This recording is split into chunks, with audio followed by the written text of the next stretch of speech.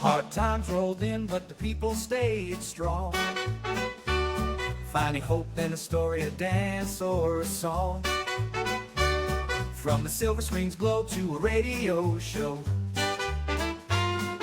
the 30s kept swinging through highs and through lows. Amp in the time machine, come take a ride through the 1930s. Welcome back to We Regret Nothing. I'm your host, Sean. Today we continue our deep dive into the unforgettable cinema of the 1930s. In episode 1, we explored the first 10 films from our list of 20, everything from early adventure epics to sparkling screwball comedies. And if you thought those debates were tough, brace yourself. Today, we are going to discuss the next 10 films on the list. Once we've gone through all 20, the real challenge begins. Andrea, Michelle, and I will take the full lineup and trim it down to a top 10. The 10 movies that truly capture the style, ambition, and emotional force of 1930s Hollywood.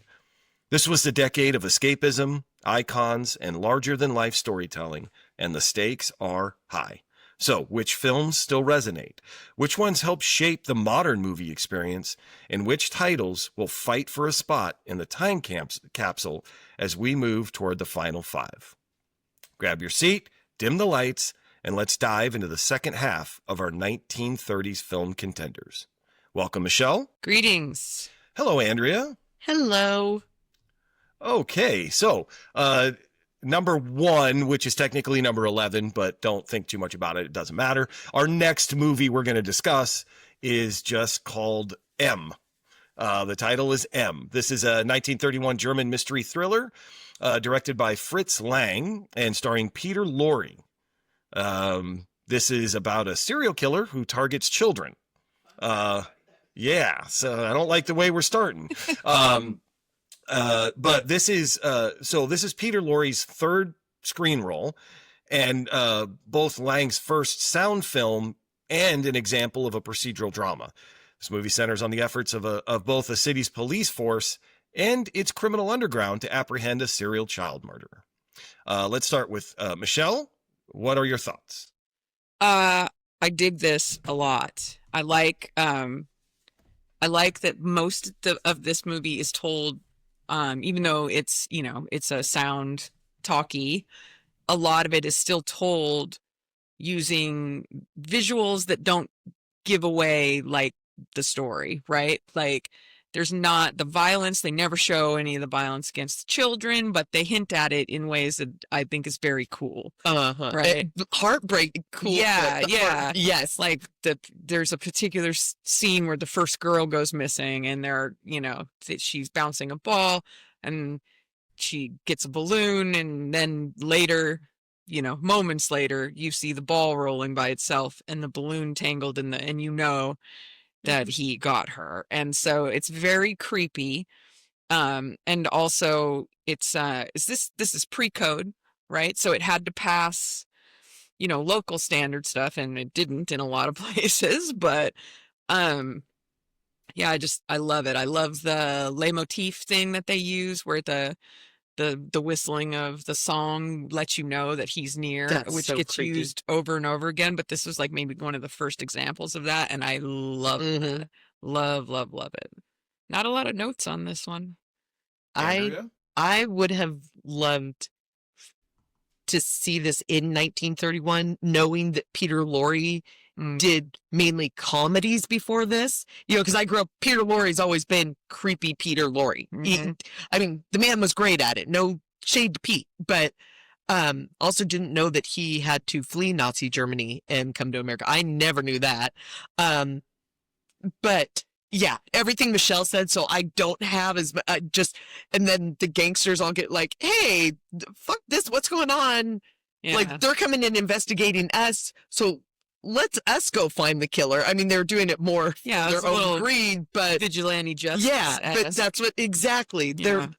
There's so many great parts to this that's everything Michelle said, and that 3 seconds I added.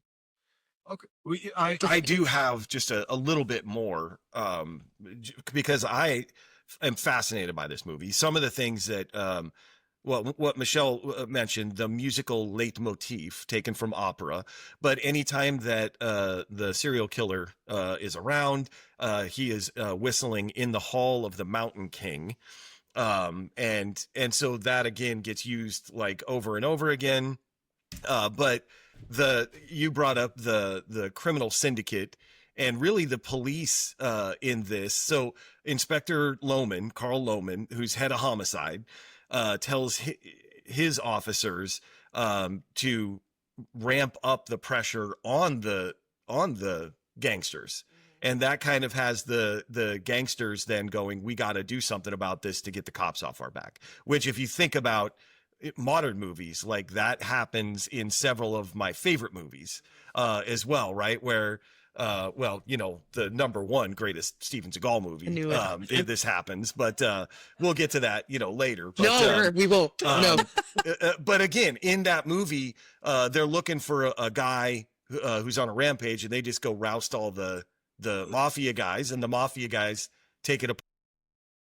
But the mafia guys go to the city's unhoused, go to what they call beggars in this, but and then they're like, hey, you be on the lookout, and the guy marks him. I mean, like, they've got their own, like, yeah, that's another thing I love about there's a scene where there's a guy who sees Laurie's character with a little girl in a shop, and he realizes, because he recognized the song, that this is the same dude. Yes. So he marks, and that's like the poster is the picture of his hand with an M in red chalk, and then he hits him on the back. Yeah, like he pretends he's falling. He hits him on the back. It marks him, right? Literal scarlet letter on his back, so that they'll know that's him. The M stands for murderer, right, in German. But I love in movies where they're like, oh, we got him, and then you don't got him. Yeah. Because it turns out the little girl goes to wipe it off of him because she's oblivious. She's just a baby. She doesn't know. And then he realizes, shit, they tagged me. I got to get out of here. I love that in movies where you're just like, yay, we got him. And then you look at the running time, you're like, nope, probably not. No. And so the last part of at least the plot part that I like is, then, you know, they take him back to this kangaroo court. Yeah. So they don't just kill him. Like, the gangsters come back and set up a court. Yeah. Even though, you know, the head gangster's both the judge and the prosecutor. Probably not a fair trial, but still they sure. And so then the argument, you know, he defends himself. That is such a shitty argument. Well, it's a great part of the movie. There's a great line in it though where he talks about like the terror but then he says the fire burning in me, and it's so unsettling. Like, because he's basically like, this isn't my fault. That movie's great. He's basically saying the gangsters choose to do it. He cannot. That's he's not choosing it. He doesn't. Right. Yeah, I mean, that's his defense. I'm evil and crazy, but you guys are just lazy and don't want to get a job. Like, I'm killing people and mentally ill, but you all are bad people. Yeah. Like, it's a really anyway. So a little kind of the backstory too, though. Lang, in order to research this film, spent 8 days inside a mental institution in Germany. Let me read that. And met several child murderers, including Peter Curtin, who was known as the vampire of Dusseldorf. And he ended up using a lot of the Peter Curtin stuff in the, not a lot, but some of the elements of that in this movie. And then he used real criminals as extras in the film. And by the end of shooting, 25 cast members had been arrested by the time they were done shooting. The cops were like, hey, you hear about this thing? I was like, that's like an early Scorsese move. Most wanted is on the film set. So they would just show up on a shooting day and arrest people. Okay. But so Lang placed an advertisement in a newspaper in 1930 stating that his next film would be called Murderer Among Us, and that it was about a child murderer. He immediately began receiving threatening letters in the mail and was also denied a studio space to shoot the film at Stocken Studios. When Lang confronted the head of the studio to find out why he was being denied access, the studio head informed Lang that he was a member of the Nazi Party and that the party suspected that the film was meant to depict the Nazi Party. this So you thought a assumption- bunch of criminals, murderers, and shitty people I mean, it's were interesting Nazis? that all he said was that he was making a movie about murderers. child murderers, Yeah. and they automatically assumed it was about the I guess I'll take it back where I don't have a lot of notes. I do have this note. It was funded with Nazi money because he ended Well, up the head of in the that studio Yeah. told him, Yeah. I'm a member of the Yeah. Nazi Party, So and I it was think you're making funded by Nazi money. a negative movie about the Nazi Party, so I'm not going to let you shoot here. And he was, But he's then, like, no, so like he Ellison. explained no, it's it. just about Yeah. a child serial killer. And he's like, oh, then we're then fine. we're good. Then we're good. And then use yeah. their studios. Uh, So there's that. Catch me in 6 years, and I'm going to be up to that. Yeah. Yes. So, okay. I think that's all that I have. I was fascinated with a lot of It's elements of this movie. it's a good so behind the scenes on this one too. Mhm. I think so. So now we're going to upset Andrea, but and maybe Michelle, I don't know your feelings on this movie, but number 2 is Freaks. This film is based on elements from a short story called Spurs by Todd Robbins, which was first published in a Munsey's magazine in February of 1923. And then, well, Harry Earls, who is a little person. They're in all of this information are calling him a dwarf. I I saw that too. Okay, was little person, Because right? that is, I guess, technically that is the accepted medical nomenclature, Oh, but they is it? prefer because it's caused by dwarfism. okay. So that's dwarfism is what causes it. Okay. But little people prefer little people or LP or little people. Yes, little people is So Harry Earls is a little person.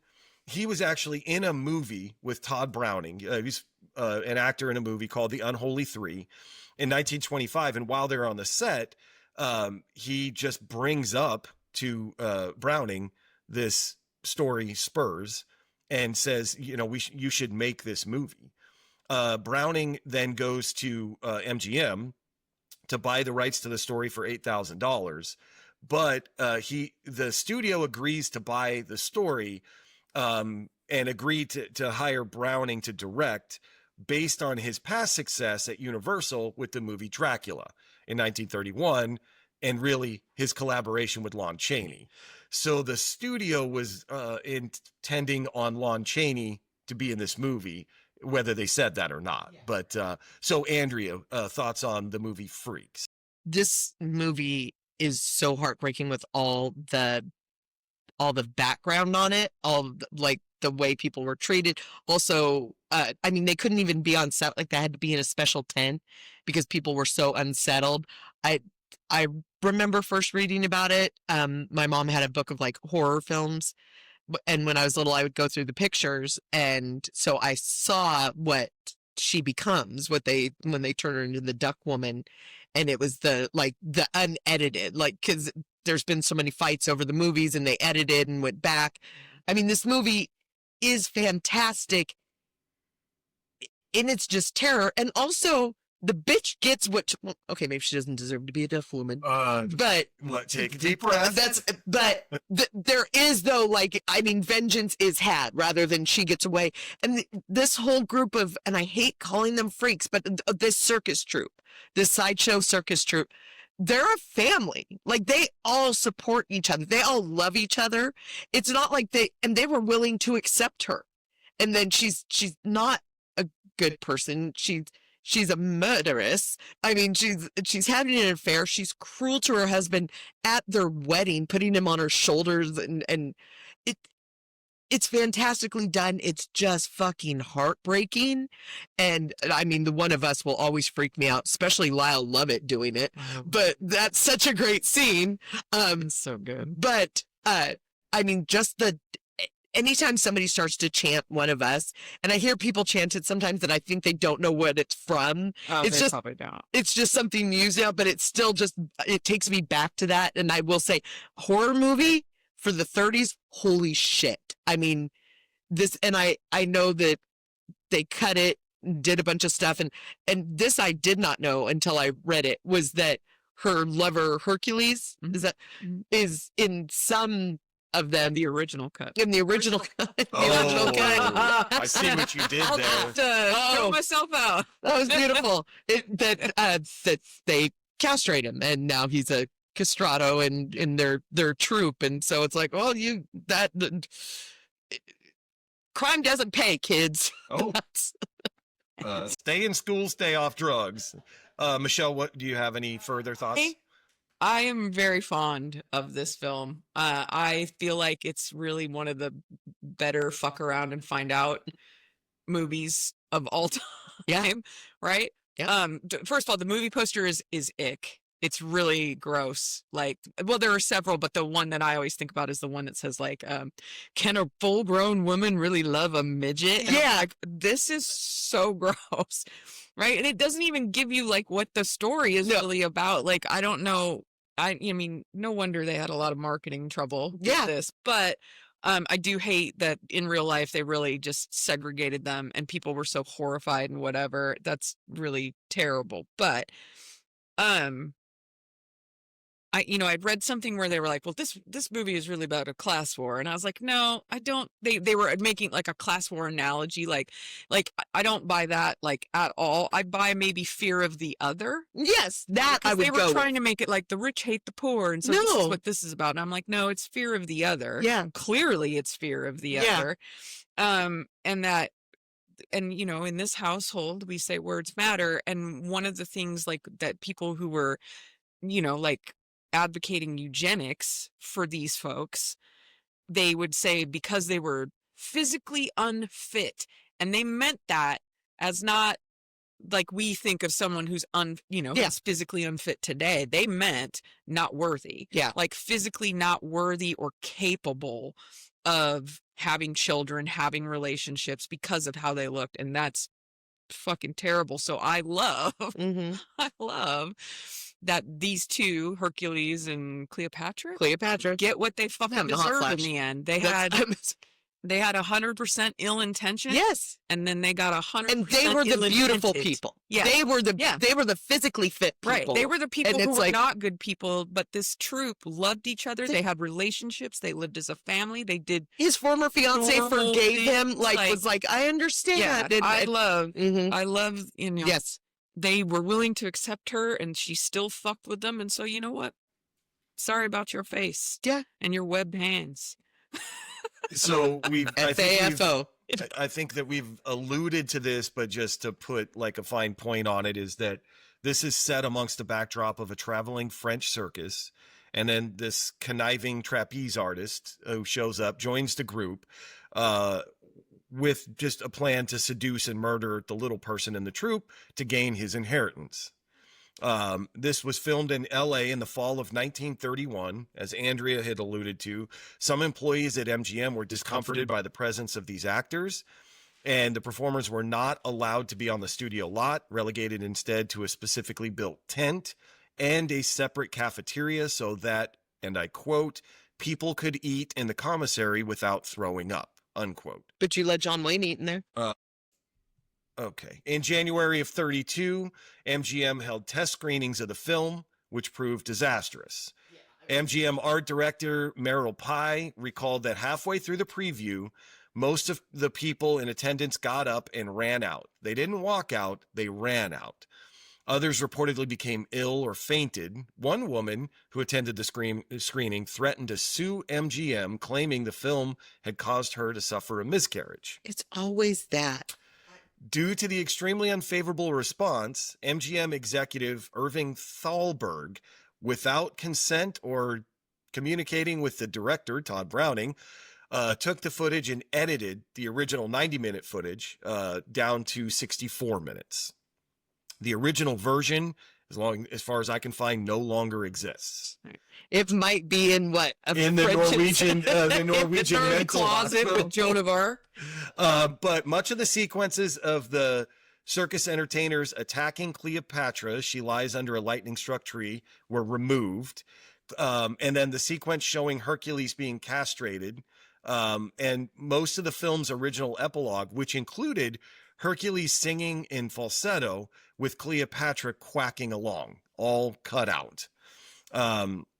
In order to pad the running time after all of these cuts, a new prologue featuring a carnival barker was added, and an alternate epilogue featuring the reconciliation of the little people lovers, the male and the female. The truncated version, now 64 minutes, premiered at Fox Criterion in Los Angeles on February 12th, 1932. Regionally, the film attracted controversy upon its release and was pulled from screenings in Atlanta, several other cities. MGM's policy at the time was not to release weak or doubtful films in New York until most of the high spots had been played out of town. So it did not open in New York until July 8th, 1932 at the Rialto. In the United Kingdom, this film was banned by censors for 30 years. And then finally was passed with an X rating in August of 63. So, all that to say, this movie was unsuccessful at the box office. It grossed $289,000 in the U.S. and $52,000 internationally, recording a total loss of $164,000. Now that if we can look back, Freaks is now widely considered director Browning's best film. The film's growing esteem among critics really traces back to the early 60s. In 1962, it was screened at the Venice Film Festival. And shortly after that was when it was started to be shown in the UK. Throughout the 70s and 80s, the film was regularly shown at midnight movie screenings in the US. Cult following. So, did I miss anything on this? No, I don't think it's a so. lot, but okay. Yeah. Okay, number 3, Top Hat. Top Hat is a 1935 American musical comedy film in which Fred Astaire plays an American tap dancer named Jerry Travers, who arrives in London to star in a show produced by Horace Hardwick, played by Edward Everett Horton. Say that 3 times fast. He meets and attempts to impress Dale Tremont, Ginger Rogers, to win her affection. The film also features Eric Blore, Eric Rhodes, Helen Broderick, directed by Mark Sandrich. Yeah. But I'll get back to the music. So, Michelle, Top Hat. Well, I'm just going to get right to the music. I think with this one, the score is the takeaway here, right? Okay. I think this is, think of if you have seen any Ginger Rogers, Fred Astaire movie, this is one of them. Like it's arguably maybe the best one, but they're all kind of the same movie, and that's why audiences loved them, though, right? This is one of them. I just mean that, like, listen, that's exactly it. Talented, beautiful dancing, like both great performers, but it is really the same thing over and over and over again. And even Fred Astaire said so at one point, because he asked for, it's kind of your basic trope, right? Guy annoys a girl, girl's annoyed by guy falls in love with her, and then she eventually falls in love with him. And so when they were writing through this, Fred Astaire went and said, hey, this one's too much like the gay divorcee. And they were like, yeah, because they're all the fucking same. So he asked for a couple of rewrites, whatever. I just I love a movie musical. I really do. But this is like, all of these are all the same. And I say that as a person who, like, I love Fred Astaire. Mm-hmm. I'm a Gene Kelly girl. Mm-hmm. But I'm just glad that Irving Berlin got that bag. And he did get himself quite a good deal. Yeah. Which I hope you'll talk about. I'm going to talk about that. Yes. Andrea, anything else about this? No, Michelle said it. Okay. And so I saw a quote, but I will just say, I believe that of the movies, this is not his best movie, but it's the best score. Yeah. Mm-hmm. Of all the movies has the best score, but the movie itself is like all the rest and just kind of okay. But this was Irving Berlin's first complete film score since 1930, and he negotiated a unique contract. So he negotiated to retain the copyrights to the score with a guarantee of 10% of the profits if the film earned in excess of $1,250,000. All 5 of these songs, Top Hat, Tide Tales, Cheek to Cheek, all 5 of these songs eventually became major hits. And in September 28th, 1935, the broadcast of Your Hit Parade, all 5 of these songs were featured in the top 15 songs selected for that week. So he got that money. And Fred Astaire had never met Irving Berlin before this movie. He had danced a whole bunch of his music, But this began a lifelong friendship between the two, and Berlin went on to Berlin. I know I don't know why that. Oh, I know why. Semantic satiation, but it didn't sound right. He went on to contribute to 6 more Astaire films after this one. Film opened at Radio City Music Hall August 29th of 35, set a house record with a gross of $134,000 in its first week. 25 NYPD officers were deployed for crowd control. And in its 3 weeks at the music hall, it grossed $350,000. So yeah, it was a monster. To quote The Lonely Island, it was a bunch of old white people dancing. People love that shit. And they loved it then so much. Mm-hmm. Okay. Number 4, Swing Time. I put these together for a reason. I mean, it probably makes sense here. That Swing Time is a 1936 American musical comedy film, the 6th of 10 starring Fred Astaire and Ginger Rogers. Directed by George Stevens for RKO. Again, featured Helen Broderick, Victor Moore, Betty Furness, Eric Blore, and Georges Metaxa. The music is Jerome Kern, with lyrics by Dorothy Fields. Set mainly in New York City, the film follows a gambler and dancer, Lucky, who's Fred Astaire, who's trying to raise money to secure his marriage when he meets a dance instructor, Penny, played by Rogers, and begins dancing with her. The tune to Question, Sean, does she get annoyed with him? And then does he get annoyed with her? And then do they fall in love? Oh, I'm sorry. Continue. Andrea? It's I know that this film, that this is when like the popularity of this movie, of these movies, of this partnership began to decline. Yes. What I have written below the next movie that's coming up, because it does seem to be a trope. Why is everybody so horrible with fucking wedding planning in these movies? Oh. It's like you're supposed to be getting, also, guys not involved at all in the planning. Shocker. Glad we kept that one around.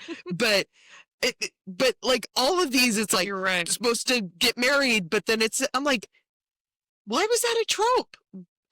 Sorry, totally went off. Again, Fred Astaire and Ginger Rogers never did it for me. I was more of a Gene Kelly, Danny Kaye, Donald O'Connor, like Sid Charisse type of gal. Did you say gal? Gal, because you know how I love to be called a gal. But you just called yourself a gal. I can say it if I want to. For the record, I don't mind gal. Oh. For the record, I do.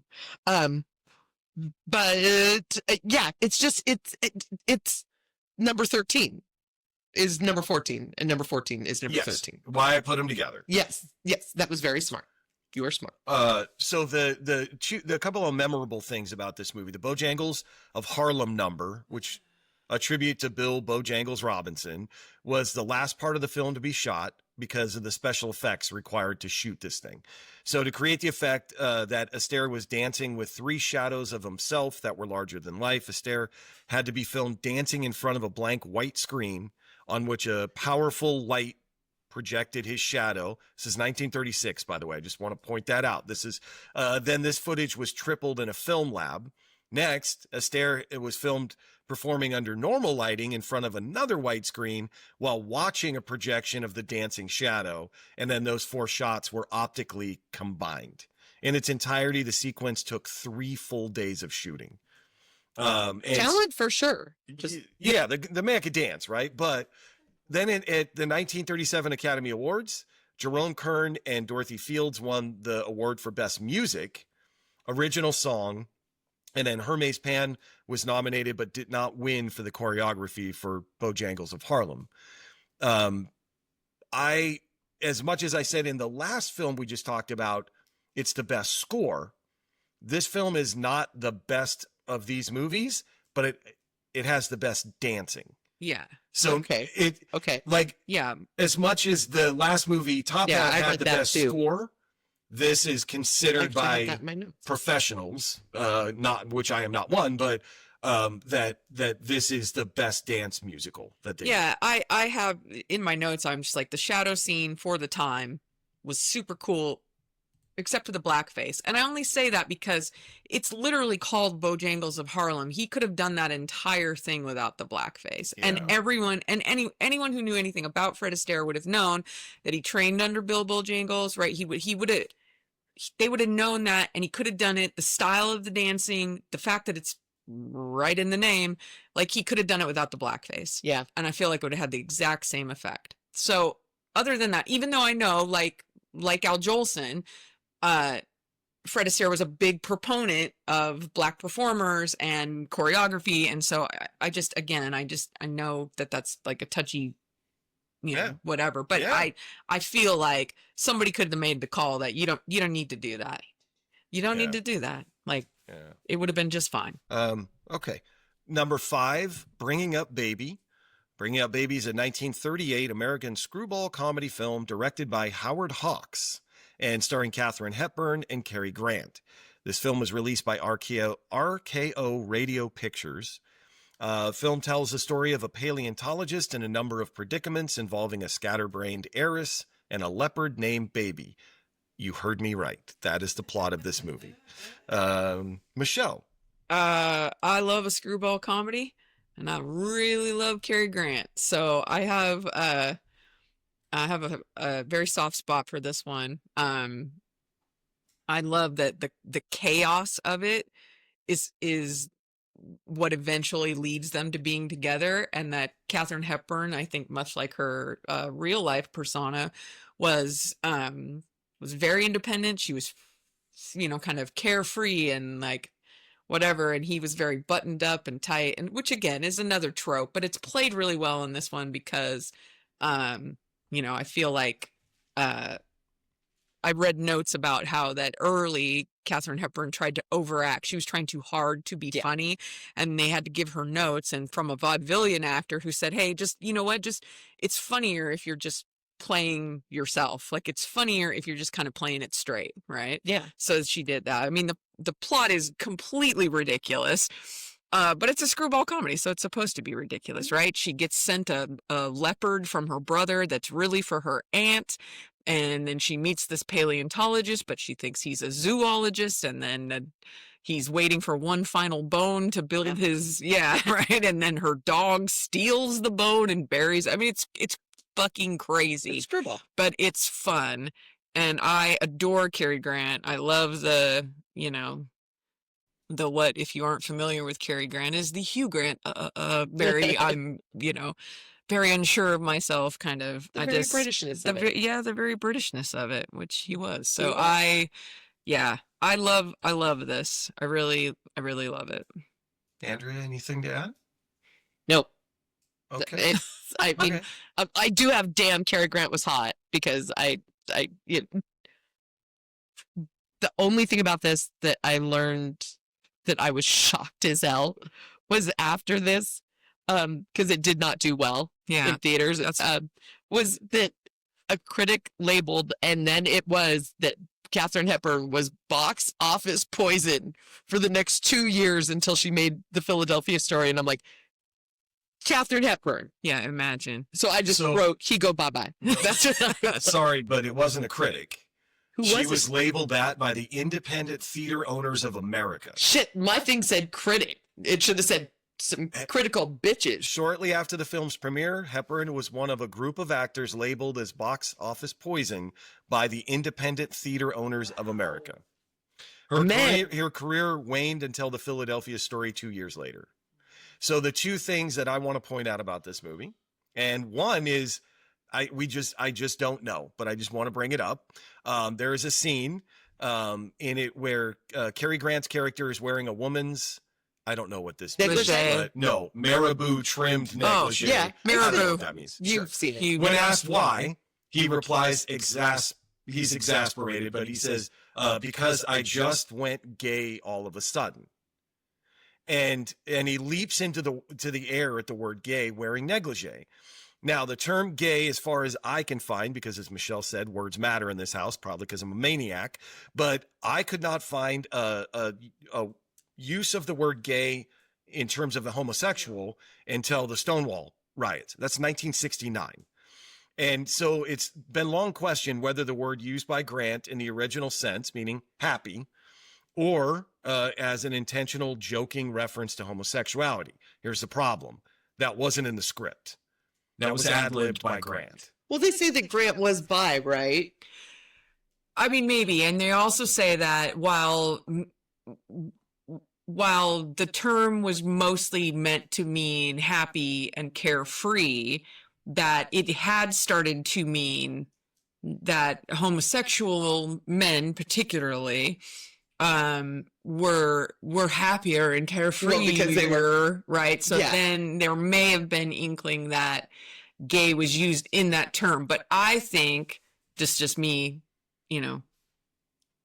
just guessing, but I think he said gay because his character David was buttoned up. He was not carefree. He was not happy. So here he is. He was gets not caught. well, not caught, but he's like he's wearing this thing, and then he needs to explain it, and he was just like, I just was not myself for a minute, and then jumps in the air, which was not. He was a paleontologist. He was very serious and blah, blah, blah. And his whole life's work, it depends on this one bone that he's waiting for. Yes.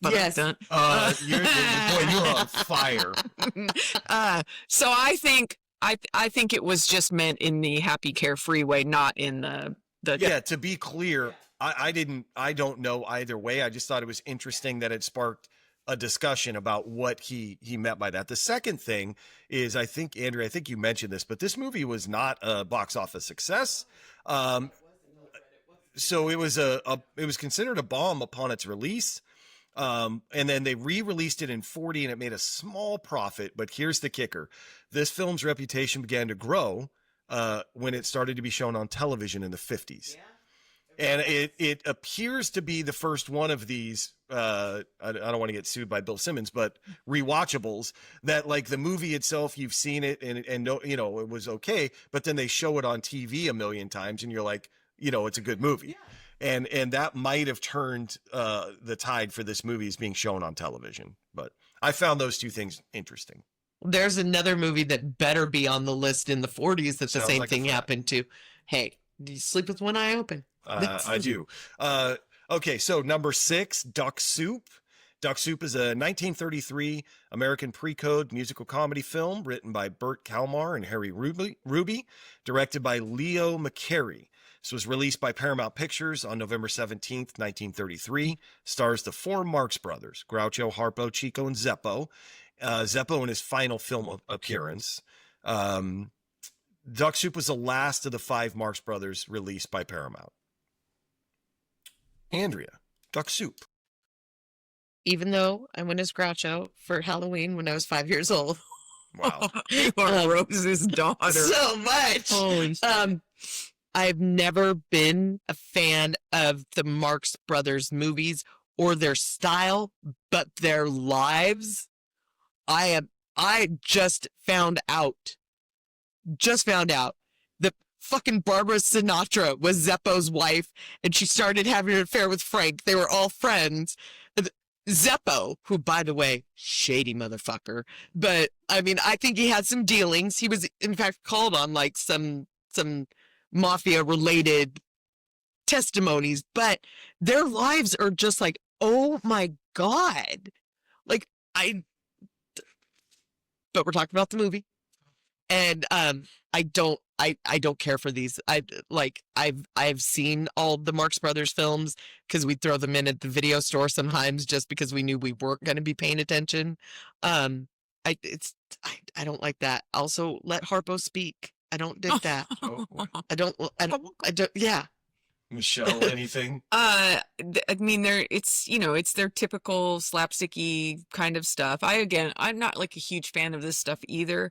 I think that it's kind of evident that this is the last one that they, at least of that run before they started their own production and studio It company. almost seemed like better when they were, to me, separate. Yeah, I think. I mean, it's hard. It's a loose. It's a solid, but also kind of loose plot. Like, and what I mean is, you understand like that there's these 2 warring countries, but how one of them is funded by a billionaire heiress or something. Like, it's so like there's a beginning and a middle and an end, but everything in between is just kind of like, it's just a vehicle for the gags. Yeah. Which is what they did. And all the gags you know and love are in this, but particularly the mirror trick one that we all know probably, from lots of things, but, mostly from like SNL when Fallon would do, so you just kind of know that where someone is actually, it's no glass in the mirror, right? Kind of deal. That was in this movie. And the driving away on the sidecar, but the sidecar gets left behind kind of deal. So I think it was just a vehicle for the gags, and I think you can kind of tell that it wasn't a great movie, but if you loved the Marx Brothers, then you were going for the gags anyway. Yeah. Right. Yeah. Okay. Okay, number 7, The Thin Man. The Thin Man is a 1934 American pre-code comedy mystery film directed by W.S. Van Dyke, based on the 1934 novel by Dashiell Hammett. Film stars William Powell and Myrna Loy as Nick and Nora Charles, a leisure class couple who enjoy copious drinking and flirtatious banter. Nick is a retired private detective who left his very successful career when he married Nora, a wealthy heiress accustomed to high society. Their wire-haired fox terrier, Asta, was played by canine actor Skippy. So, Michelle, The Thin Man. I love this series. I love Dashiell Hammett. I don't have a lot of notes on this one because, again, I think it's so well put together. Initially, I had read, well, first of all, the plot is just he gets hired to, find a missing person. And it's someone he used to know. And the Thin Man is actually the missing person. Yeah. It is not. It is not. It is. But then it's the Thin Man series. Yeah, it is not William Powell, even though, because in the books he was kind of a chonkier dude. Yeah. So the Thin Man refers to the missing person, but because people associated it with William Powell, they kept the name for the rest of the sequels. And then he does a very Agatha Christie thing at the end where he's solved it. He pulls everybody into the room. There's also if, you read Nero Wolfe or watch Nero Wolfe, it's the same kind of thing. You bring everybody in, you start hurling out who did what. And then eventually the murderer is like, how dare you? And then runs out or tries to run out. It's that. So I love that kind of stuff. And that it's a very iconic pairing of those two, particularly in these roles.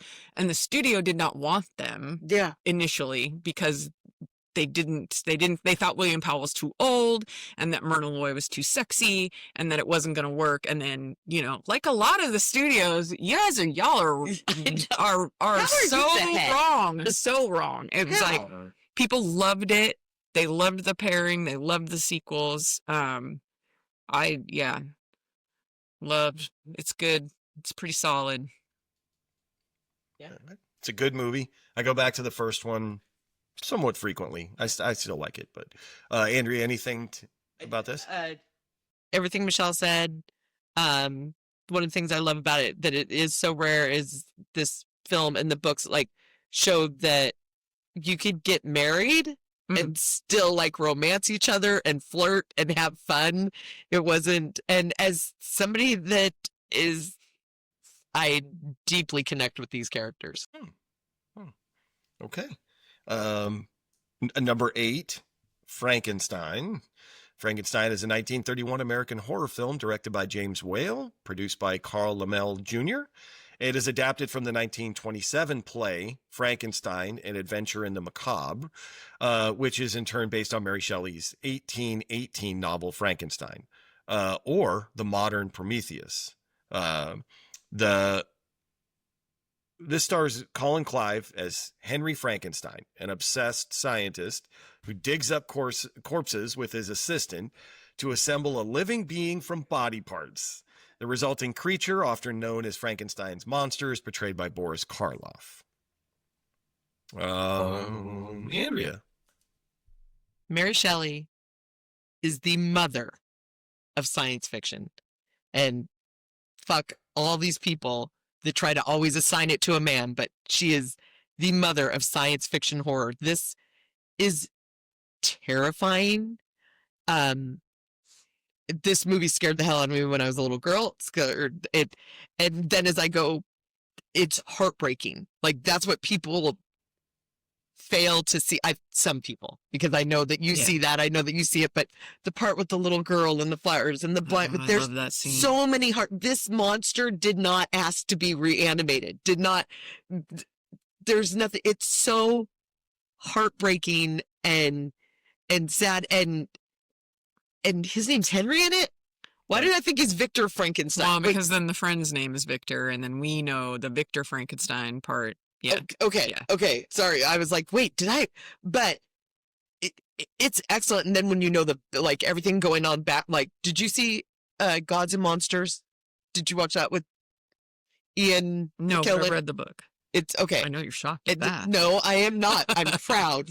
That was the first time that Brendan Fraser got fucked out of being nominated for an Oscar, but the backstory to it, everything about it, I feel that the director was kind of putting some of himself into it as a gay man, and how he felt like that he was a monster.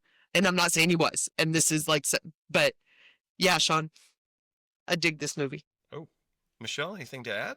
No, I mostly just, this is a story everybody knows because you've seen some iteration of it, right? Whether it's, like the classic James Whale version or any of the many, many remakes.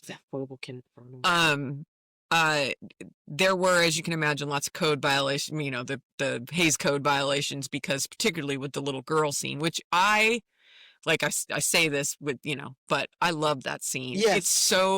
It's tender and horrifying all at the same time.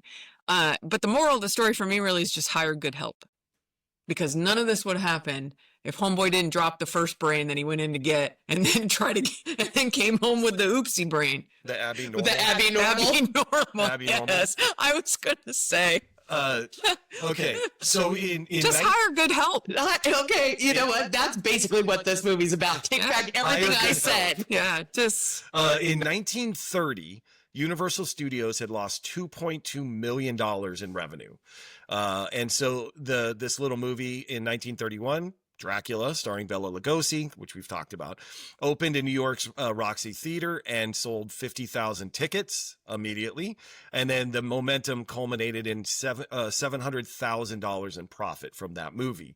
So head of production immediately wanted more horror movies. And so he had purchased the rights to John Balderston's planned stage adaptation of Peggy Webling's British stage adaptation of Mary Wollstonecraft Shelley's original novel. And then immediately following the success of Dracula, they wanted Lugosi to come in, but Lugosi wanted to play Henry Frankenstein, and Carl Lammle Jr., that's why I mentioned him, he was expecting Lugosi to play the monster. Lugosi left this production, but I just love his. This is a quote. "I was a star in my country, and I will not be a scarecrow in this country," and stormed out. So the initial director, Robert Florey, had envisioned the monster as just a simple killing machine with no touch of human interest or pathos, very unlike the original Shelley novel. And that's what caused Lugosi to lose his mind. So he left. But there were some people that say that was the biggest mistake of an actor's career, but I think the movie was better, and I think he was just fine. So you talked about the little girl being thrown in but this film was a commercial success. In June of 32, the film had earned reported rentals of 1.4 million. So it made a lot of money. It was a good movie. Hire good help, as Michelle says. That's the number 9. All Quiet on the Western Front. This is a 1930 American pre-code epic anti-war film based on the 1929 novel of the same name by German novelist Erich Maria Remarque. This was directed by Louis Milestone, stars Lou Ayres, Louis Wolheim, John Ray, Slim Somerville, and William Bakewell. Michelle. I only have a few things on this. First of all, it's long as hell, but there is that. But that said, it's horrifying and poetic, and the final scene is an absolute heartbreaker. And the Nazis hated it, so you know it was good. That's it. It's so good. I admittedly have not seen this in a long, long time. When I was going through I'm going to watch all the Best Picture winners, stuff it's so good. And I still think about the final scene a lot. I don't want to give anything away in case somebody goes back and wants to watch this that maybe hasn't before. Yeah. But I just feel like you can't do a spoiler alert. yeah, on a movie fair from enough. 1930. Anytime I kind of see a lone butterfly, I think about this scene, and it fucking kills me. So, yeah, it's so good. It's so good. And people were really, I think, I don't know if appreciative is the right word, but for portraying it as, yeah, because there's a scene where when he goes back to his, when he's on furlough and he goes back to his mentor classroom and tells it like it is, and the kids are like, "Oh, you're a pussy," right? Mm-hmm. And he's like, "First of all, you shut your mouth when you're talking to me. You haven't experienced any of this shit, right? So what do you know about it?" And then he's just like, he's even more disillusioned than he was to begin with. He's just like, well, what is this all for? And I think a lot of the prior to this, I said I had no notes. Prior to this, the war movies were just about showing you the parts of the war, oh, look at this cool plane and all this shit, but they didn't, the soldiers' feelings, like when the guy's dying with the guy oh my God, it's so good. Oh, Andrea. So good. Andrea, anything? I will read you my note. No. This movie's heartbreaking. I don't want to talk about it. Okay. This film was the first to win the Academy Awards for both Outstanding Production and Best Director, and it's the first Best Picture winner based on a finished novel. So holds a couple of those records. And so Michelle had mentioned that the Nazis hated this.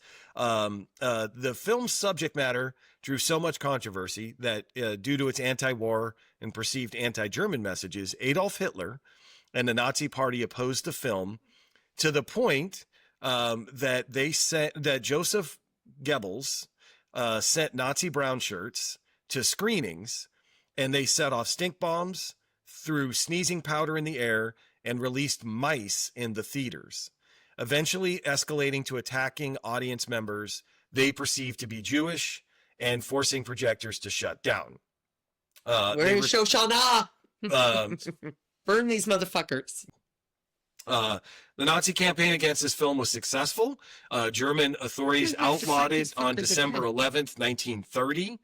And a heavily cut version was allowed in 31, but then the Nazis came to power in 33 and the film was banned entirely until 52. But anyway, I will tell you, I've seen this movie once. I saw it in high school in Mrs. Lancaster's class. No, Mrs. Landau. Landau, I'm so sorry. Mrs. Landau. Mr. Lancaster was our civic. Got it. But Mrs. Landau showed this movie. I watched it in school and haven't watched it since. So to Andrea's point, no. Number 10, The Adventures of Robin Hood. The Adventures of Robin Hood is a 1938 American epic swashbuckler from Warner Brothers Pictures. It was produced by Hal B. Wallace, directed by Michael Curtis. Curtis. Yeah, just then take the Z off and put an S on for people like me. I can't. Curtis. Okay, SEA and Sean. Oh, hurtful. This film stars Errol Flynn as a legendary Saxon knight, Robin Hood, who in Richard I's absence in the Holy Land during the Crusades fights back as the outlaw leader of a rebel guerrilla band against Prince John and the Norman lords oppressing the Saxon commoners. The cast also includes Olivia de Havilland, Basil Rathbone, Claude Rains, Patrick Knowles, Eugene Paulette, and Alan Hale. And this is for Andrea. Did you pick this movie just so you could say Basil? Yep. Petty. I have a lot of problems with Errol Flynn, and he is a separate the art from the artist person for me. I find this movie to be delightful. It's very rare that you saw Olivia de Havilland fucking smile on screen or off.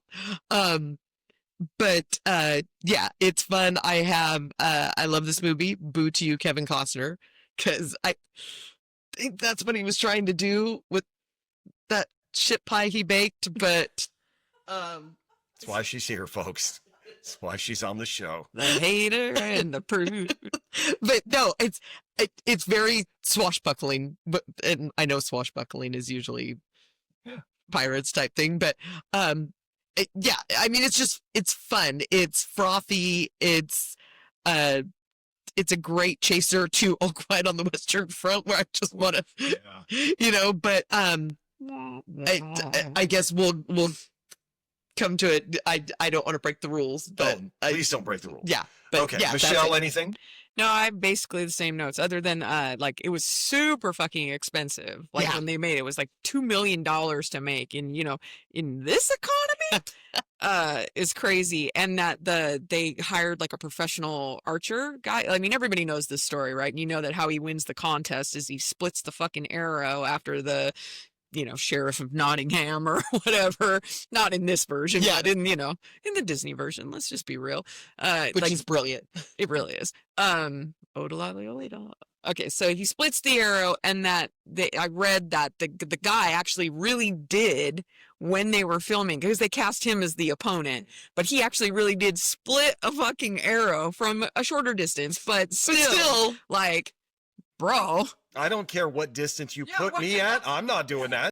But they couldn't get it on the film. So what you see is just they had to movie magic it in order to, but he really did that, which is crazy. It's crazy. I love it. Yeah, it's fun. It's a story everybody knew. It was good times. Yeah, it was a good palate cleanser, to some of these other serious movies. Frothy. So upon its premiere, May 14th, 1938, this movie was well received by critics, but was also a commercial success as much as it cost to make.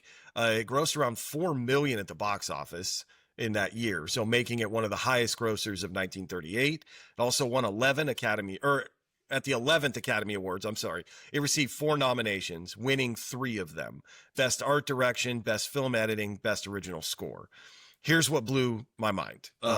Peel your wig back? Yes. But when this movie started production, in the role of Robin Hood was James Cagney. Yeah. Oh, did not read that. James Cagney was originally cast as Robin Hood. Was in production when he walked out on his Warner Brothers contract, paving the way for the role to go to Errol Flynn.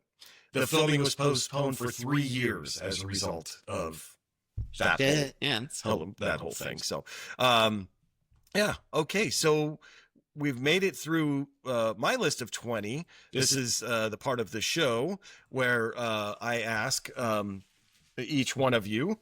You get one. And so, Michelle, do you have anything? I don't. I really liked this list. Oh, well, thank you. Thank you. Andrea, do you have one? I do not. I completely agree with what my co-panelist here said. Okay. So let's get down to it then. We got to come up with the top 10.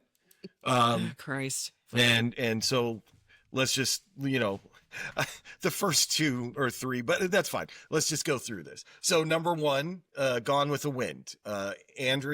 Michelle, yes or no? Yes. Andrea? Yes. Okay. Number 2, The Wizard of Oz. Andrea? Yes. Michelle? Yes. Number 3, King Kong. Michelle? Yes. Andrea? No. Okay, hang on. I waffled on that. There's a reason There's a reason. reason. I maybe have to change my vote. We'll see. Snow White and the 7 Dwarves, and that will be Andrea. Yes. Michelle? Yes. Okay. Mr. Smith Goes to Washington. Michelle? I love it, but no. Andrea? Exactly what Michelle said. Oh, wow. I feel that That the cap surprises me. Okay. Yeah, the cap It rat Happened is- One Night. Andrea? This is fun for me. There's actually a reason that I'm No. Okay. Michelle? Yes, yes, yes, yes, yes. Yes for, It happened one night. oh, Yes. I'm not making eye contact with Michelle. Good. Don't. I'm so sorry. Michelle's a yes, Andrea's a no. Yes. Correct. Okay. Number 7, Correct. Modern Times. Michelle. No. Andrea. No. Number 8, City Lights. Andrea. No. Michelle. Also no. Number 9, Scarface. Michelle. Yes. Andrea. Yes. Number 10, The Public Enemy. Andrea. No. Michelle. Also no. Okay. Number 11, M. Michelle. Yes. Andrea. Yes. Number 12, Freaks. Andrea. Yes. I can't hear you. Yes. Michelle. Ah.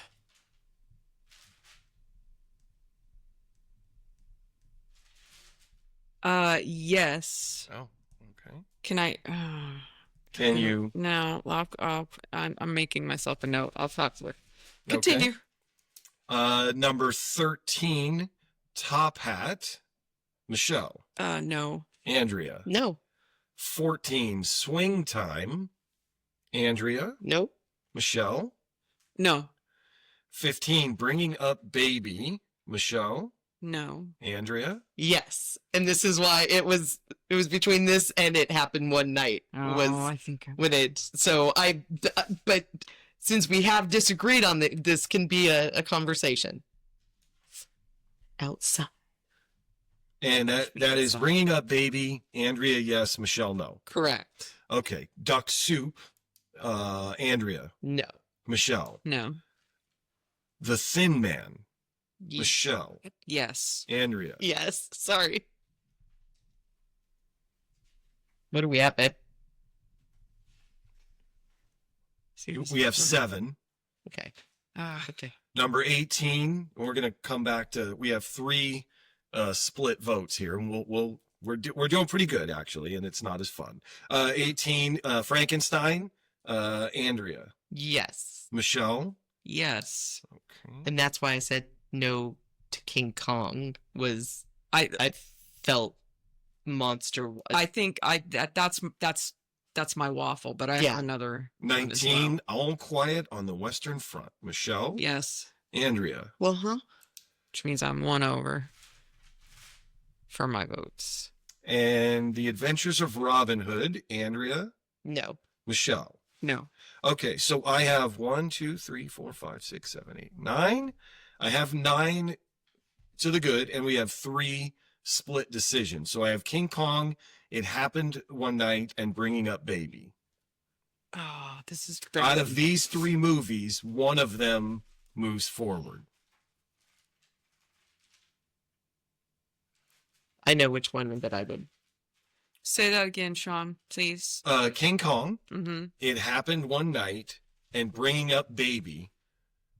We only have room for 3, or one of those 3. Can I say what my yes would be? Try to Would be- convince Michelle before I make my decision. Well, no, because Michelle, she said yes to It Happened One Night. That would be where I said no, and I would switch my yes to It Happened One Night because it is a completely separate from Bringing Up Baby. I think the story is better. I think the characters are more developed. That's my argument for it. No, Because I would take away my. because I would say no to Bringing Up Baby, and I would switch. I honestly think that I would with Bringing Up Baby before It Happened One Night because Bringing Up Baby was today, and It Happened One Night was a little bit ago. So it's like Yeah. the love that I have for that So- movie. So Okay. Where did we end on King Kong? King No, Kong's not going King on the Kong list. is not going on the list. How did that happen? Andrea voted no. Oh, and then Freaks isn't on the list either, right? Freaks is on the list. Freaks is on the list. We both voted yes. You both said Did yes. I to say Freaks. yes? So Yeah. here's the Oh, list yeah, of 10 okay. that I have. Okay. Gone with the Wind, The Wizard of Oz, Snow White and the Seven Dwarfs, Scarface, M, Freaks, The Thin Man, Frankenstein, All Quiet on the Western Front, It Happened One Night. I guess I'm okay with Frankenstein over King Kong. If for you the want to monster. discuss it, No, I we don't. can- I'm thinking about like theatrically what King Kong looked like and how hard it was to make that versus. I mean, it is. the Universal is- movie monster magic is different, but they're both. And that's what. Just so you know, that's why I saw it, because I did think about the effects of King Can Kong. we use a get one? Can we collectively use a you get one? But then we have to bump something off the Either list way, with the you're you gonna get one. lose one. No, If we you- gotta go in. If we What I thought add was King Kong, my- you're gonna have to dump one. I picked Frankenstein because to me that started the 30s started yeah. the monster madness. Like that's a monster movie. Freaks is a horror societal movie. And monster movies to Okay, that. yeah, And I've never I'm- seen King Kong as a monster. All right, I'm good. That's true. Yeah, I'm good with that. Okay, will you recap, por favor? Recap. You want those 10? I want the again? 10, Yeah. please. Okay. I could.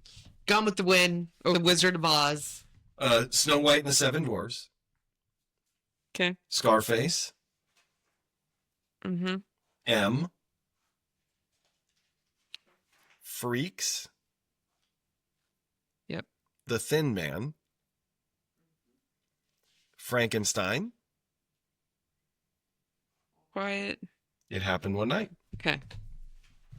Okay, so that was a little bit more fun for me than I thought it was going to be. That was Good awesome. for you. Yeah, thank you both for, as always, putting the time in to research these things, come up with these great little inside, baseball, I guess, but inside movies, stories, and the passion that you all bring to this is always fun. So, for everybody else, thank you for listening. Hopefully you're finding maybe a movie that you haven't watched before, and you get inspired to watch it. Like I said, though, you can't hold us accountable for spoiler alerts for movies that were made in the 30s. That's just, I'm sorry. Get on it, Jan. I'm still advocating, reach out to us on our socials, like, follow, subscribe to the show wherever you listen to it. Hopefully, your Spotify Wrapped maybe just came out and we were your #1 podcast. I don't know, but until next week, take care of yourselves, and we'll see you then.